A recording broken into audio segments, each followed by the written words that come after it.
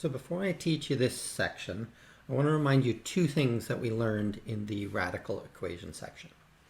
If we have an x with no exponent, this is regular algebra,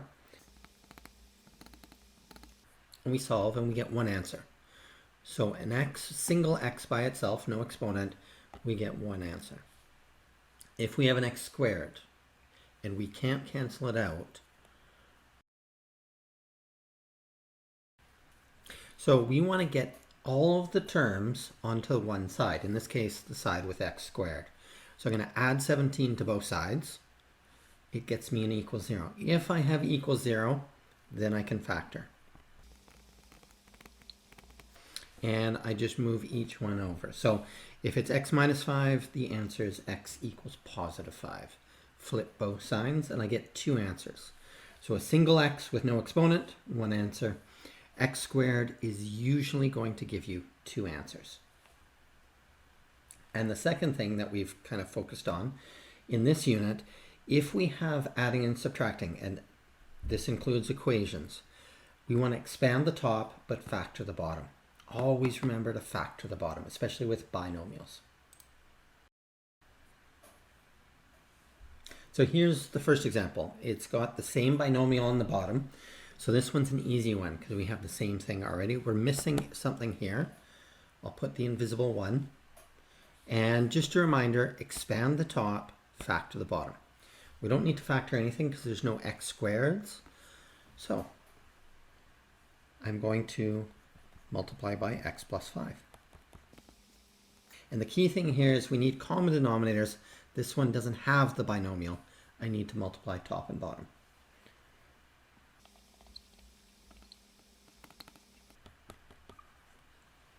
Now, as I mentioned before, you have to expand the top. We're subtracting minus 2 times x. Oops, that's plus 10.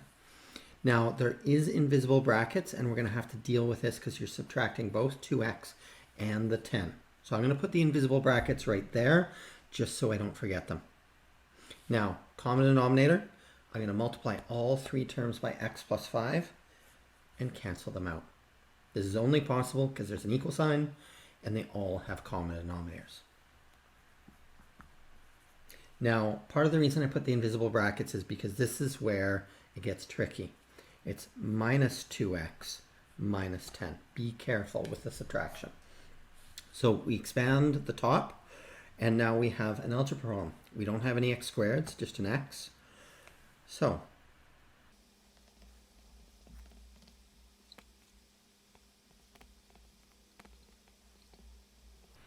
and I get x equals negative 3.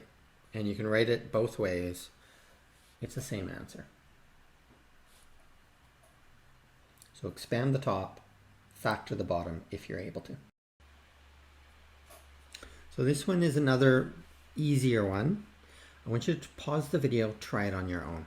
See how far you can get. If you get stuck, come back to the video, press play.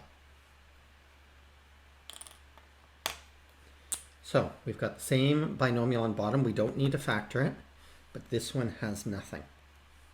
So I'm going to multiply it by n minus 8. So what I end up with,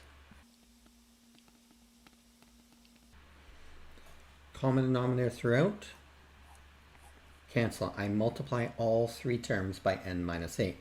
Now this is a minus sign, so be careful. Minus n plus 8.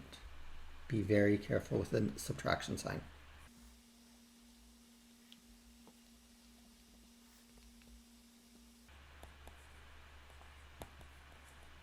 And I get my answer.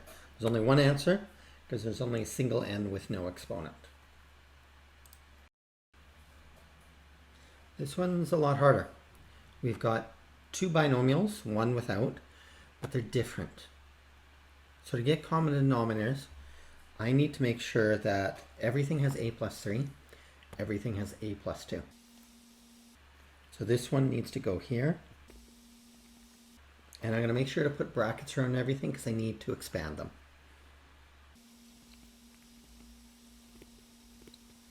And this one has the a plus 2, but it's missing a plus 3. So just to double check, I've got both here, both here, both there. Now, expand the top. We need to FOIL all of these. And this is going to take some time.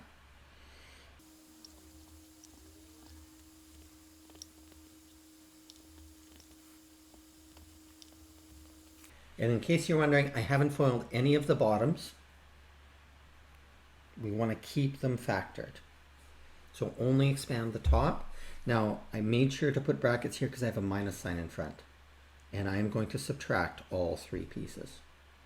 So, common denominator, I'm going to multiply everything by both to get rid of all of them. And now I'm going to put everything together. So subtract 5a, subtract 6. So the a squareds nicely disappear. A squared minus a squared. I've got 5a. I'm going to move it to this side. So I've got minus 10.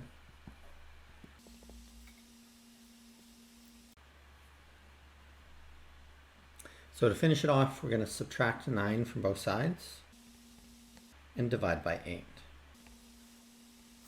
19 doesn't divide by 8 nicely, so we just leave it as a fraction. A is negative 19 eighths.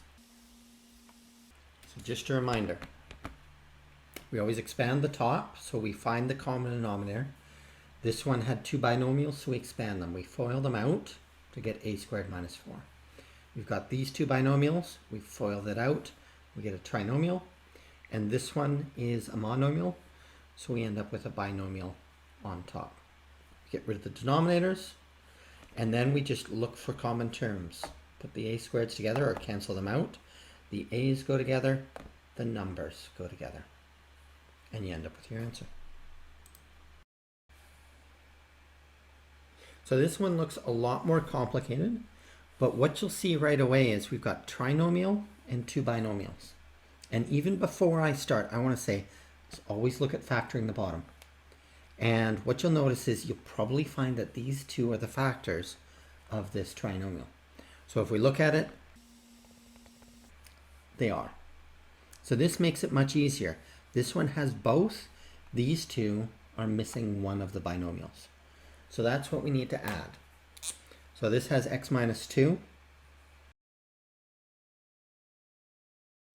This one has the minus 4, so I need x minus 2. I'm going to put the invisible brackets so that I can properly distribute these. So expand the top. This one's easy because it's just a 1. And this one doesn't need anything, so I just keep it the same. Common denominators all the way through. There's an equal sign. I multiply by both binomials, and they cancel everything out. So now I just have this.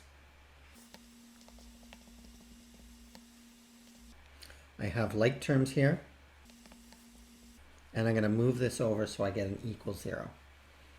I can't factor until it's equal to 0. And so over here,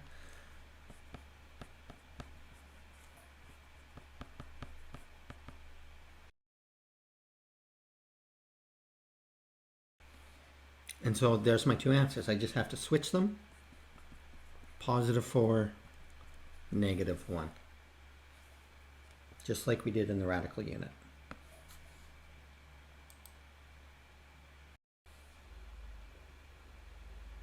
Now I do want to show you one of the really hard ones. And the reason it's hard is it messes people up when we've got two like this. So remember I said always factor. Now the only thing that goes into both of these is p, and it becomes p plus 1. If you divide both by p, that's what's left over. Same thing on this side, and this one has a p plus 1. So if you see one binomial, it's a good chance that that's one of the factors in the other binomials or trinomials. Now this one's missing a p, and that's all I have to do. It's not that hard once you factor the bottom. So keep that in mind. I'm not going to finish this one, but if you see any like that, that's what you need to do.